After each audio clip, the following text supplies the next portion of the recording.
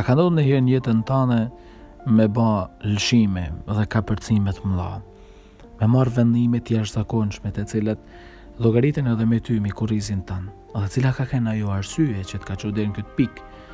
Libri i Ozes Profet na tregon sot se Zoti i ban gjitha këto kapërcime në raport me popullin e vet për një arsye.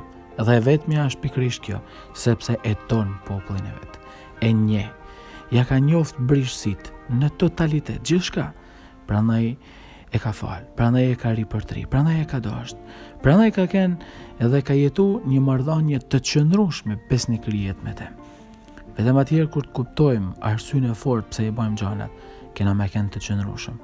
Prandaj edhe unë ngjidhi. Na jep sfida nga më të ndryshme, situata të jetë rënda, por që kërkon qëndrueshmërinë tonë. E na mund me kënë të qëndrueshëm, fal dashnisë dhe ripërtrimjes që Zoti na bën përmes saj.